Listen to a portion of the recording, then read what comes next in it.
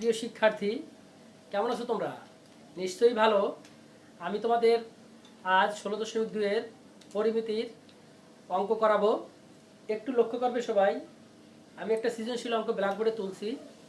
তোমাদের যে 16.2-এর অঙ্কগুলো আছে, 16.2-এর অঙ্কের বেসিক যে বিষয়গুলো মানে সূত্র যে জানতে হবে সে সম্পর্কে তোমাদের একটু কথা বলি, তারপরে আমি সৃজনশীল অঙ্কটা তোমাদেরকে করাবো। আর বিশেষ করে এই অঙ্কটা বনানী বিদ্যানিকেতন স্কুলে গত বছর এসেছিল। আমার এই স্টুডেন্ট ও নাকি এটা পারে নাই। যাই হোক, তোমাদের আমি চেষ্টা করব এই অঙ্কটা ভালো মতো বোঝানোর। তবে তোমরা প্রথমে একটু লক্ষ্য করো, এই 16.2-এর যে অঙ্কগুলো আমরা করব সেই অঙ্কগুলোর প্রাথমিক যে ধারণা, সেই ধারণাটা আমি তোমাদের একটু দিতেছি। এখানে দেখো, তোমাদের চতুর্ভুজ সম্পর্কে আলোচনা এখানে, সেখানে সূত্রগুলো আছে। যেমন এখানে আমি একটু তোমাদের মনে করাই দেই, এটা হচ্ছে একটা বর্গক্ষেত্র, এটা একটা বর্গক্ষেত্র। আর দেখো তো, এটা কিন্তু একটা আয়তক্ষেত্র। আমি এই দুটো জিনিসই লক্ষ্য করো। এই বর্গক্ষেত্রের প্রত্যেকটা বাহু যদি এ হয়, আর এটার একটা যদি এ হয়, একটা যদি বি হয়, দৈর্ঘ্য এ হয়, প্রস্থ যদি বি হয়। দেখো তো, এখানে আমি যদি বর্গক্ষেত্রের ক্ষেত্রফলের সূত্র বলি, তাহলে কি হবে? হবে বাহু গুণ বাহু। তাহলে কি হবে? এ গুণ এ স্কয়ার। এটা হলো বর্গক্ষেত্রের ক্ষেত্রফলের সূত্র।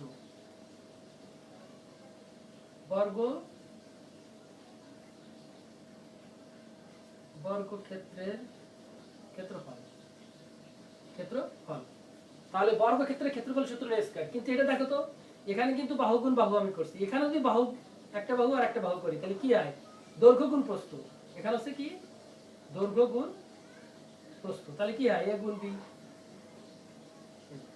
এটা হচ্ছে আয়তক্ষেত্রের ক্ষেত্রফলের সূত্র। আয়তক্ষেত্রের ক্ষেত্রফলের সূত্র লক্ষ্য করো তো, এটা হচ্ছে কর্ণ, এটা হচ্ছে কর্ণ। এই কর্ণের সূত্রটা আমাদের দেখো তো, সূত্রটা হলো √2a। কর্ণ কি? √2a। √2a কিভাবে আসলো? আমি যদি লক্ষ্য করো তো, এটাকে ধরে নিলাম অতিভুজ। এই বর্গক্ষেত্রে কিন্তু সব বাহু সমান এবং সমস্ত কোণ কিন্তু 90 ডিগ্রি। তাহলে এটা 90 ডিগ্রি অতিভুজ। তাহলে দেখো তো, পিথাগোরাসের সূত্র অনুযায়ী কি? এটা যদি এবি হয়, তাহলে এবি স্কয়ার সমান কি হয়? এ স্কয়ার প্লাস এ স্কয়ার। মানে কি? দেখো তো, লম্ব স্কয়ার ভূমি স্কয়ার। তাহলে এখানে 2a স্কয়ার। এবার যদি এটাকে আমি রুট করি, তাহলে এখানে শুধু থাকে এবি, এখানে √2a। এই হলো মেইনলি সূত্র। এটা হচ্ছে, আমি এখান থেকে যদি নেই তাহলে কি হচ্ছে? √2a আমাদের এই সূত্র আসছে। এখানে যদি আমি করি, দেখো তো, এখানে মনে রাখার জন্য আমি শুধু বলছি তোমাদেরকে যে একটু কৌশল অবলম্বন করো, কি মনে থাকে। তাহলে দেখো তো, এটা যদি আমার বি, এটা হলো এ, তাই না? তাহলে দেখো তো, কর্ণের সূত্র কি হয়? √a² plus B square, right? কারণ এখানে বাহুর দৈর্ঘ্য এটা একটা দৈর্ঘ্য একটা প্রস্থ, এখানে দৈর্ঘ্য একটা প্রস্থ। তাহলে a² প্লাস বি স্কয়ার, এটা হলো কর্ণের সূত্র। কিসের কর্ণ এটা বলো তো? আয়তক্ষেত্রের কর্ণের সূত্রটা এটা। তাহলে আমাদের কিছু জিনিস আছে আমাদের মনে রাখতে হবে। যে মনে রাখার সুবিধাটা আমি বলছি যে একটা বর্গক্ষেত্রে 4 বাহু সমান ক্ষেত্রফল হলো a², কর্ণ হলো √2a। আর একটা আয়তক্ষেত্র, বর্গক্ষেত্র এটা, আর আয়তক্ষেত্রের হচ্ছে কি? ক্ষেত্রফল সূত্র দৈর্ঘ্য গুণ প্রস্থ, এটা লিখলাম। আর কর্ণ হচ্ছে a² প্লাস বি স্কয়ার। বুঝতে পারছো সবাই? এটা আমি সূত্রগুলো মনে রাখার জন্য আমি বলছি। এটা হলো আমার বর্গ। এবার আমাদের রম্বস আছে, রম্বস। দেখো তো, রম্বস আমরা কিভাবে আঁকি? রম্বসের কিন্তু কন্ডিশন কি? সব বাহু সমান। কিন্তু এটা হচ্ছে রম্বস। আমার হাতে একটু অসুবিধা হচ্ছে আঁকায়, তোমরা বুঝতে ভালো করে রাখবে। রম্বসে দেখো তো, রম্বসে কিন্তু সব বাহু সমান, ঠিক কিনা বলো? কিন্তু কোন কোণ 90 ডিগ্রি না। তাহলে কোন কোণ যদি 90 ডিগ্রি না হয়, এই রম্বসে দেখো তো, একটা কর্ণ কিন্তু ছোট আর একটা কর্ণ কিন্তু বড়। লক্ষ্য করছো? তাহলে এই রম্বসের ক্ষেত্রফলের সূত্র কি হবে? ক্ষেত্রফল কি বলো তো? হাফ ইন্টু কর্ণ দুটির গুণফল। এখানে হাফ ইন্টু কর্ণ দুটি কি? একটা হলো এ, একটা হলো বি। একটা হলো এ, একটা হলো বি। হাফ ইন্টু কর্ণ দুটির গুণফল। তাহলে কি হচ্ছে? হাফ ইন্টু কর্ণ দুটির গুণফল কি? হাফ ইন্টু কর্ণ দুটির গুণফল। এটা হচ্ছে কি আমাদের বলতো হাফ ইন্টু কর্ণ দুটি গুণফল হচ্ছে রম্বসের ক্ষেত্রফল। তাহলে কর্ণ একটা ধরি আমি, ও সরি এখানে যদি d1 আর d1 d2 ধরি তাহলে ভালো হবে। d1 আর d2 ঠিক কিনা বলো, d1 গুণ d2 তাহলে কর্ণ দুটি গুণফল। এটা হচ্ছে কি রম্বসের ক্ষেত্রফলের সূত্র। এখন আমরা বর্গক্ষেত্র জানলাম, রম্বস জানলাম, তাই না, আয়তক্ষেত্র জানলাম। এবার দেখো তো আমরা একটু এর ভিতরে একটা জিনিস লক্ষ্য করি, সামান্তরিক। সামান্তরিক ক্ষেত্রে ক্ষেত্রফলের সূত্রটা, সামান্তরিকের কি হয় বলতো, সামান্তরিকের বিপরীত ভু সমান সমান্তরাল। এবার দেখো তো সামান্তরিকের একটা আমরা কি জানি, এই বিষয়গুলো খুবই লক্ষণীয় এবং তোমাদের মনে রাখতে হবে। একটা সামান্তরিকের কর্ণ সামান্তরিককে দুইটি সমান ত্রিভুজ ক্ষেত্রে বিভক্ত করে। তাহলে ক্ষেত্রফলটা আমরা কিভাবে মনে রাখবো সূত্রটা লক্ষ্য করো। আমি যদি এখান থেকে এটা উচ্চতা হয়, এখান থেকে এটা উচ্চতা, তাহলে এ একটা ক্ষেত্রফল, এখানে এ বি সি ডি, এখানে দেখো তো একটা ত্রিভুজ হলো এ সি ডি, আর একটা ত্রিভুজ কি বলতো এ বি ডি। লক্ষ্য করো ভালো করে, তাহলে এ একটা ত্রিভুজ, একটা ত্রিভুজ, দুটো ত্রিভুজ হয়েছে। দুটো ত্রিভুজ হলে দুটো ত্রিভুজের ক্ষেত্রফল আমি লিখলাম এখানে 2 গুণ। এবার দেখো তো আমরা একটা ত্রিভুজের ক্ষেত্রফলের সূত্র কি জানি, হাফ ইন্টু ভূমি গুণ উচ্চতা। তাহলে এই জায়গাটা দেখো তো আমি এখানে, এখানে আমার কি হচ্ছে, এ থেকে সি পর্যন্ত একটা কর্ণ, এ একটা ত্রিভুজ উৎপন্ন হয়েছে, একটা ত্রিভুজ উৎপন্ন হয়েছে। তাহলে ত্রিভুজ ক্ষেত্রে ক্ষেত্রফলের সূত্র আমরা কি জানি, হাফ ইন্টু ভূমি গুণ উচ্চতা। এখন এটা আমি ধরবো ভূমি, এটা এটা হলো এইচ, এটা হলো এইচ, আর এটা ধরো ডি। বা উচ্চতাকে তুমি এইচ হাই ধরো না, এটাকে ধরো তুমি ডি এসি। ঠিক আছে, দেখো তো তাহলে আমরা কি জানি, হাফ ইন্টু ভূমি গুণ উচ্চতা। এখানে হাফ ইন্টু ভূমি গুণ উচ্চতা, তাহলে হাফ ইন্টু ভূমি কি বলো তো ডি, উচ্চতা কি এইচ। ঠিক কিনা বলো। এখানে আমার তাহলে কি হচ্ছে বিষয়টা দেখো তো, এই টু আর এই টু কাটা যাচ্ছে, তাহলে ক্ষেত্রফল কি ডি আর এইচ আসতেছে, ডি আর এইচ। তাহলে আমি সূত্রটা কি মনে রাখবো, আমি বলছি ক্ষেত্রফল, দুটো ক্ষেত্রফল, দুটো ক্ষেত্রফল কিভাবে হলো, দুটো ত্রিভুজের ক্ষেত্রে ক্ষেত্রফল হচ্ছে এ বি সি ডি। তাহলে একটা হলো এখান থেকে আমি কর্ণ যখনই করছি আমরা কি জানছি, আবার বলছি যে একটা সামান্তরিকে যখন একটা কর্ণ আঁকবো ওই সামান্তরিকটিকে কি হবে, সমান দুই ভাগে ভাগ হবে, দুইটা ত্রিভুজ হবে। যখন দুটো ত্রিভুজ হবে একটা ত্রিভুজের ক্ষেত্রফল বের করবো আর একটা ত্রিভুজের ক্ষেত্রফল বের করবো। তাহলে আমি যদি সমান ত্রিভুজ ক্ষেত্র হয় তাহলে একটা বের করলে দুই দিয়ে গুণ দিলেই হচ্ছে। তাই একটা ত্রিভুজ ক্ষেত্রের ক্ষেত্র সূত্র কি, হাফ ইন্টু ভূমি গুণ উচ্চতা। হাফ ইন্টু ভূমি গুণ উচ্চতা লিখলাম, এবার আমি দুই দিয়ে গুণ দিলাম, তাহলে দুটো হয়ে গেল, এই টু টু কাটা গেল, এখানে ডি আর এইচ থাকতেছে। তাহলে ডিটা কি বলতো ভূমি, এইচটা কি উচ্চতা। তাহলে মনে রাখবো আমি ক্ষেত্রফলের সূত্র কি, ভূমি গুণ উচ্চতা। তাহলে সামান্তরিক ক্ষেত্রের ক্ষেত্র সূত্র কি, ভূমি গুণ উচ্চতা, ভূমি গুণ উচ্চতা। আমি তোমাদেরকে একটু বেসিক দিতেছি যে তোমরা আসলে সূত্র মুখস্থ করে ফেলো। আজ সূত্র মুখস্থ করবো কিন্তু তার তো বিষয় আছে একটা, তাই না, কোত্থেকে আসলো কিভাবে আসলো সেই বিষয়টা আমার জানা দরকার। তাহলে আমি দেখছো যে জিনিসটা শিখলাম, একটা সামান্তরিকে কর্ণ একটা সামান্তরিককে সমান দুটি ত্রিভুজ ক্ষেত্রে বিভক্ত করে। যখন দুটি ত্রিভুজ হয়ে গেল একটা ক্ষেত্রফল আর একটা ক্ষেত্রফল, দুটো ক্ষেত্রফল, তাহলে দুই দুই গুণ দিয়ে একটা ক্ষেত্রফল লিখলেই আমার পুরো ত্রিভুজ ক্ষেত্রের ক্ষেত্র পুরো এখানে কি সামান্তরিক ক্ষেত্রের ক্ষেত্রফল চলে আসছে। তাহলে সূত্র কি, ভূমি গুণ উচ্চতা, এটা ভূমি, এটা ভূমি গুণ উচ্চতা। তাহলে এখানে মূল বিষয়টা কি বলতো, মূল বিষয়টা আমরা কয়েকটা সূত্র এখানে শিখলাম, কয়েকটা সূত্র আমরা এখানে শিখলাম। তাহলে এখন আমরা চলে যাব অঙ্কে। আমরা কোথায় চলে যাব, অঙ্কে। খুব ইন্টারেস্টিং একটা অঙ্ক। একটা কথা বলি, তোমাদের অনেক সময় এই অঙ্কে আসে। দেখো তো একটা বৃত্তাকার মাঠ, বৃত্তাকার একটা মাঠ, এই বৃত্তাকার মাঠে ক্ষেত্রফল, বৃত্তাকার মাঠের ক্ষেত্রফল 200 বর্গ মিটার, এটা বলে দিছে। একটা গরু, একটা গরু ঠিক এখানে, গরু তোমরা তো অনেক সময় দেখছো, গরু পায়ে যখন রশি দেয় তখন একটা খুঁটা এরকম গাড়ে। আমি ধরে নিলাম এই জায়গাটায় সে খুঁটা গাড়ছে। আর কি বলতো, বা একটা যে কোনো একটা তোমার কি শক্ত একটা জিনিস তোমরা এখানে গেড়ে দিলে। এবার কি বলতো, এবার ওই পায়ে, গরুর পায়ে একটা রশি, বললো যে গরুটা ঠিক এই যে সার্কেলটা এই বরাবর গরুটা ঘাস খেতে পারে, একদম শেষ বরাবর এখান থেকে এটুকু সে ঘাস খেতে পারে। প্রশ্ন এরকম বলে দিল প্র্যাকটিক্যালি। এবার তাহলে গরুটা কোথায় আছে, এখানে গরু, তাই না, আর এখানে কি ওই যে খুঁটার কথা বললাম যে শক্ত একটা যে কোনো একটা জিনিস আমি গেড়ে গরুটাকে এখানে, গরুটা এরকম ঘুরতেছে আর এখান দিয়ে সব ঘাসগুলো খেয়ে ফেলতেছে। এবার ওরা বলছে যে এই গরুর যে রশিটা এটা দৈর্ঘ্য কত, এটা তোমাকে বলবো। সৃজনশীল প্রশ্ন এমনই হয়। তাহলে তোমাদের দেখো তো, আমরা আগে কি জানবো, বৃত্তের ক্ষেত্রফল কি। এই বৃত্তের ক্ষেত্রফল কি, সূত্র কি, পাই আর স্কয়ার। তাই পাই আর স্কয়ার সমান কিন্তু 200, ঠিক কিনা পুরোটা। এখান থেকে যদি আমি আর এর মান বের করি, এখান থেকে যদি আর এর মান বের করি, তাহলে রশির মান অবশ্যই এখান থেকে, এটা কি বৃত্ত ক্ষেত্রের এখান থেকে কি ব্যাসার্ধ, তাহলে ব্যাসার্ধের মান বের করলে কিন্তু রশিদ অবশ্যই হয়ে গেল।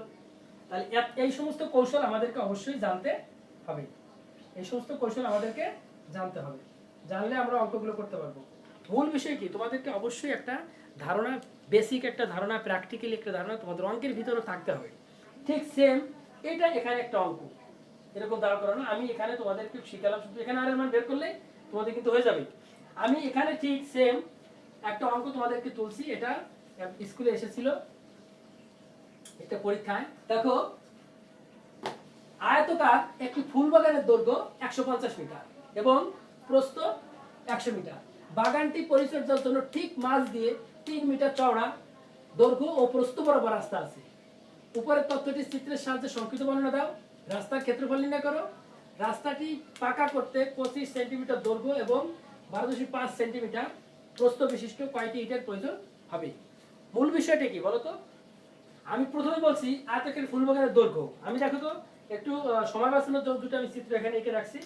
এখন দেখো তো, আমি যদি এখান থেকে, এটা লক্ষ্য করো, 150 মিটার দৈর্ঘ্য, 150 মিটার, 150 মিটার হইতে এখান থেকে এটা হলো 150 মিটার, এই যে এখান থেকে পর্যন্ত দৈর্ঘ্য বরাবর, আর এখান থেকে এটা বরাবর প্রস্থ বরাবর 100 মিটার, এখানে হলো কত, 100 মিটার। এটা সবাইকে বুঝতে হবে আগে, যে একটা ফুল বাগানে পুরা এখান থেকে এটা দৈর্ঘ্য 150, এটার এখান থেকে এটা দৈর্ঘ্য 100 মিটার। এবার বলছে কি, রাস্তাটি পরিচালনার জন্য ঠিক মাঝ দিয়ে 3 মিটার চওড়া একটা রাস্তা। তাহলে কি দেখো তো, এই যে এখান থেকে এটা, এই যে এখান থেকে এটা 3 মিটার, বুঝতে হবে আগে কত মিটার, 3 মিটার। এখান থেকে এতটুকু, এটা হচ্ছে 3 মিটার। ঠিক এখানে মাঝ বরাবর এখান থেকে একটু হলো 3 মিটার, এটা বুঝতে হবে। এখান থেকে একটু 3 মিটার, 3 মিটার, এখানেও 3 মিটার। এটা তোমাদের ভালো করে আগে বুঝতে হবে। 3 মিটার চওড়া দৈর্ঘ্য প্রস্থ বরাবর, তাহলে দৈর্ঘ্য বরাবর এখানে আর প্রস্থ বরাবর এখানে আমার কি আছে, চওড়া রাস্তা আছে।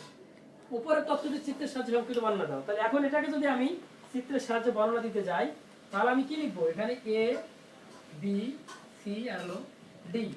এখানে ধরে নিলাম এটা পি কিউ, এটা আর এস, এটা কি ইউ ভি ডব্লিউ এক্স দিলাম। ভিতরে আরেকটা লিখলাম, এখানে কি ভিতরে কি দিব, ভিতরে বোঝানোর জন্য আমি দেই P Q R S A B C D E F G H দেই, তাই না, ই এফ জি এইচ। দেখো তো, আমি প্রত্যেকটা অংশ ভাগ করে দিছি এখানে। তাহলে আমি কি লিখবো, যে উপরে তো চিত্রের সাহায্যে সংক্ষিপ্ত বর্ণনা দাও। তাহলে কি এ বি সি ডি আয়তকার ফুল বাগানের একটা কি, এ বি সি ডি আয়তকার ফুল বাগানের পুরোটা আয়তকার ফুল বাগান, এ বি সি ডি একটি আয়তকার ফুল বাগান, এটা লিখবো। এ বি সি ডি একটি আয়তকার ফুল বাগান, একটি আয়তকার ফুল বাগান, রাইট। এর কি আয়তকার ফুল বাগান, এর কি বলতো, এর দেখো তো পি কিউ আর এস, এটা কি বরাবর, দৈর্ঘ্য বরাবর, দৈর্ঘ্য বরাবর পি কিউ আর এস,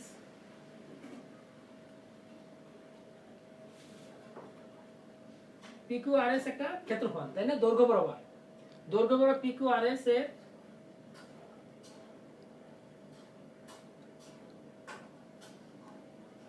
একটা ক্ষেত্রফল। এবং আরেকটা ক্ষেত্রফল দেখো তো, এখানে কি আছে, এখানে আছে কি কি, আরেকটা ক্ষেত্রফল কি, ইউ ভি ডব্লিউ এক্স, প্রস্থ বরাবর, প্রস্থ বরাবর কি ইউ ভি ডব্লিউ এক্স এর ক্ষেত্রফল। আর সাধারণ ক্ষেত্রফল, একটা সাধারণ ক্ষেত্রফল আছে, আছে কি বলতো, এটা আছে ই এফ জি এইচ, এটা একটা সাধারণ ক্ষেত্রফল। তাই না? এটা দৈর্ঘ্য বরাবর প্রস্থ বরাবর দুটোই আছে। তাহলে আমাদের উপরের তথ্যের চিত্রের সাথে সংক্ষিপ্ত বর্ণনা মোটামুটি এতটুকু দিলেই তোমাদের হয়ে যাবে। আমি এটা বর্ণনা করলাম, বুঝতে পারছো সবাই? তাহলে এই জিনিসটা আমাদের এবিসিডি কে আয়তাকার ফুল বাগান, এটা হচ্ছে কি আমার দৈর্ঘ্য বরাবর পিকিউআর আছে একটা ক্ষেত্রফল, ঠিক আছে? আর প্রস্থ বরাবর একটা ক্ষেত্রফল, সাধারণ ক্ষেত্রফল এটা। সাধারণ ক্ষেত্রফলটাকে ভালো করে বোঝো এখানে, এটা কিন্তু আমার খুব দরকার হবে এখান থেকে, বুঝতে পারছো? এখানে দেখো সাধারণ ক্ষেত্রফল, এখানে কিন্তু 3, এখানে কিন্তু 3, এখান থেকে একটু কি 3 সেন্টিমিটার, এখান থেকে একটু কিন্তু 3 সেন্টিমিটার না 3 মিটার, 3 মিটার। সবাই বুঝতে পারছো বিষয়টা? তাহলে আমি এই উপরের তথ্যচিত্রের সাথে বর্ণনা এটুকু আমাকে দিতে হবে। তাহলে এটা আমরা মুছে ফেলি। এবার রাস্তার ক্ষেত্রফল নির্ণয় করব, এটা আমি মুছে ফেলি নাকি?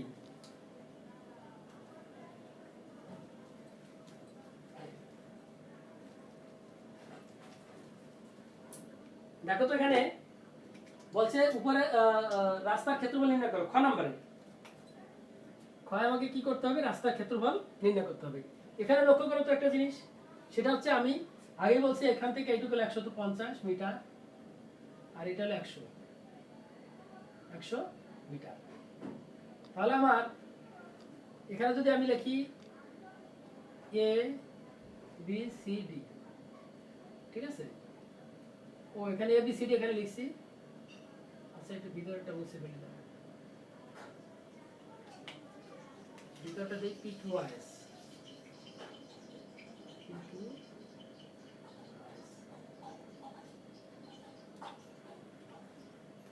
দেখো তো আমি দৈর্ঘ্য বরাবর আর প্রস্থ বরাবর, এখানে যদি আমি দৈর্ঘ্য বরাবর লিখি EF GH, আর এখানে আমি এটা যদি প্রস্থ বরাবর লিখি UV, নাম দিলেই হচ্ছে এটা। তাহলে এখন আমরা কি করব বলো তো? দৈর্ঘ্য বরাবর এখানে লিখবো যে, আগে লিখিতে মনে করি এ বি সি ডি একটি আয়তক্ষেত্র, এর দৈর্ঘ্য হচ্ছে কি 150 মিটার, প্রস্থ কি বলতো? প্রস্থ হচ্ছে 100 মিটার। এখন দেখো তো এখানে লিখবো দৈর্ঘ্য বরাবর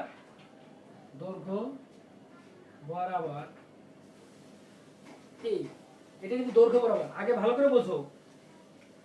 দৈর্ঘ্য বরাবর এখান থেকে এটা 3 সেন্টিমিটার। তাহলে দৈর্ঘ্য বরাবর এখানে বলছে কি পরিচয় যন্ত্র ঠিক মাঝে 3 মিটার চওড়া, দৈর্ঘ্য প্রস্থ বরাবর একটা রাস্তা আছে। তাহলে দৈর্ঘ্য বরাবর রাস্তার ক্ষেত্রফল, দৈর্ঘ্য বরাবর রাস্তা ক্ষেত্রফল, এটা ভালো করে বোঝো আগে। 150 গুণ 3 এত বর্গ মিটার, 50 বর্গ মিটার। এটা ভালো করে বুঝতে হবে, এটা বোঝাই বিষয়। এখান থেকে এটা 3, পুরো দৈর্ঘ্য এখানে বরাবর আমি 150।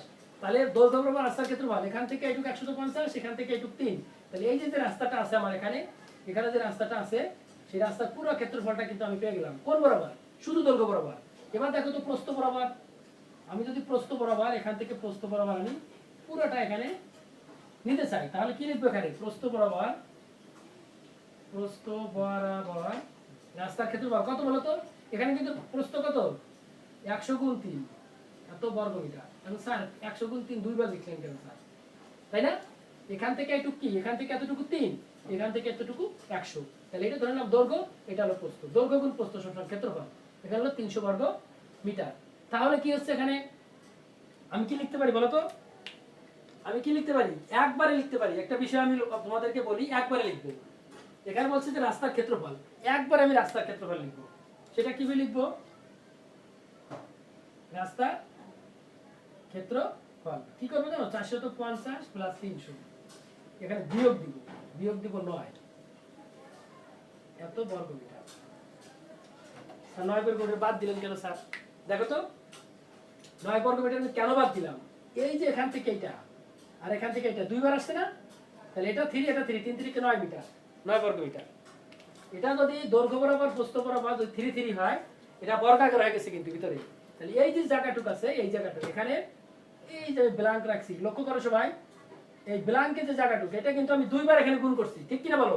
এইবার আমার যখন তখন এটা আসছিল, এইবার যখন আসছে তখন এটা ক্ষেত্রফল আসছিল। তাহলে আমি এখানে একবার মাত্র আসবে আমার একবার, তাহলে একবার আসলে আমার এখানে বর্গাকার হয়ে গেছে, তাহলে এখানে 3 এখানে 3 3 3 কে 9, এটা বাদ যাবে আমার। তাহলে এখন কত হচ্ছে এখানে দেখো তো, এখানে হচ্ছে 0 5 4 আর 3 7 মাইনাস হলো 9 এত বর্গ মিটার। তাহলে আছে 10 1 লাখ থেকে 1 4 741 বর্গ মিটার। তাহলে 741 বর্গ মিটার হচ্ছে আমার রাস্তার ক্ষেত্রফল। তোমরা নিশ্চয়ই আমার কথা বুঝতে পারছো, আমি চিত্র দিয়ে সুন্দর মতো করে তোমাদের বোঝাইছি, তোমরা তো সূত্রগুলো অবশ্যই পারো। তাহলে দেখো প্র্যাকটিক্যালি একটা রাস্তা, একটা আয়তাকার বাগানে ফুল গাছ লাগাইছে, ভিতর দিয়ে রাস্তা আছে, আমরা যে কোনো সময় যে কোনো জায়গায় যদি কোনো অঙ্ক এরকম দেয় তাহলে আমরা সেই আগে রাস্তার ক্ষেত্রফলটা বা এই পুরোটার ক্ষেত্রফল বের করতে পারবো। কারণ কি পুরোটা 150 গুণ 100 দিলে পুরোটার ক্ষেত্রফল হয়ে গেল। এবার যদি বলে শুধু এই জায়গাটার ক্ষেত্রফল কত, তা আমরা বের করতে পারবো। বলো তো কিভাবে?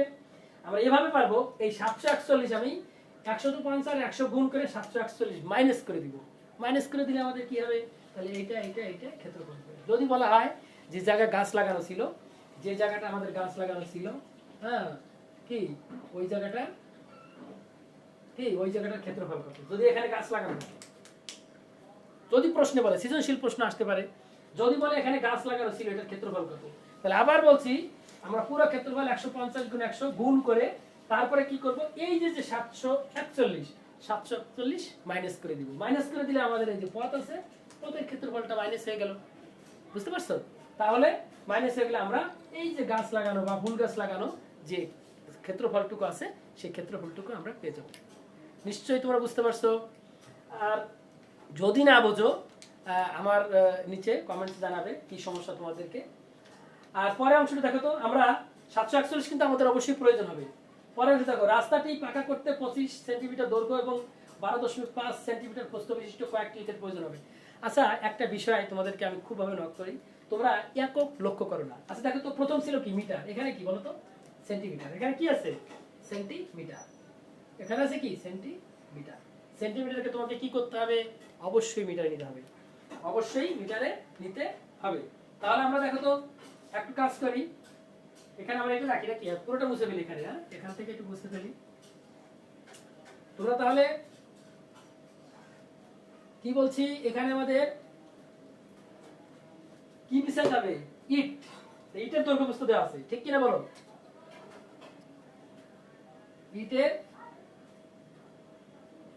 ইটের দৈর্ঘ্য নাকি কত? 25 সেন্টিমিটার, 25 সিএম। ওরে কি করতে হবে বলো তো, 25 দিয়ে 100 রে ভাগ করতে হবে, তাহলে তো মিটার হয়ে গেল 0.25 মিটার। আবার কি ইটের প্রস্থ, প্রস্থ কত? 12.5 সেন্টিমিটার। এটা কি করতে হবে? 100 দিয়ে ভাগ দিতে হবে, ভাগ 100, 100 মিটার। তাহলে কি হলো এখানে 125 পয়েন্ট এত মিটার, রাইট? এবার দেখো তো এটার ক্ষেত্রফল কত, বলো তো কত হবে? 0.25 গুণ 0.125 মিটার স্কয়ার, বর্গ মিটার, ঠিক না? এটাকে আমরা আগে করে ফেলি।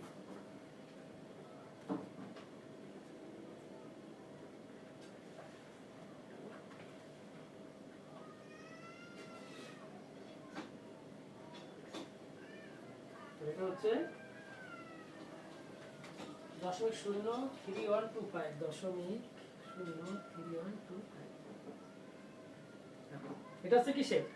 আমার ইটের ক্ষেত্রফল। এবার কি বলছে বলতো, যে কয়টা ইট লাগবে, তাহলে আমরা কি এবার ভাগ করে দিলে হয়ে যাবে, তাই না?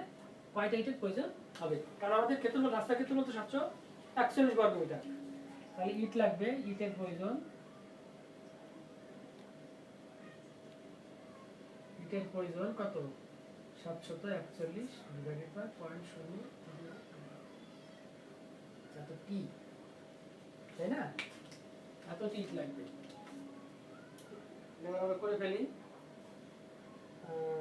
741 ভাগ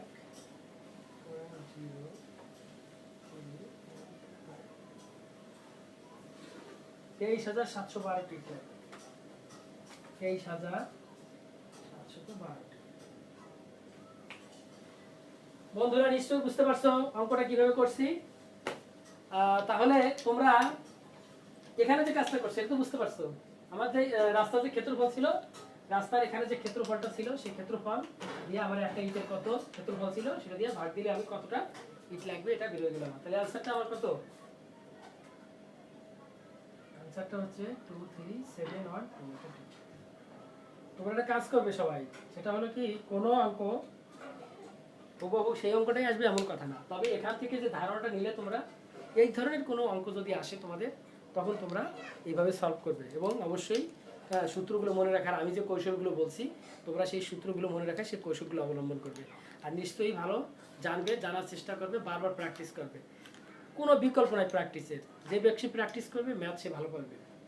তাহলে কি আগামী ক্লাস নিব আবার, এখানে তো অনেক অঙ্ক বাকি 16.2 আমি বেশ কয়েকটা ক্লাস তোমাদেরকে দিব।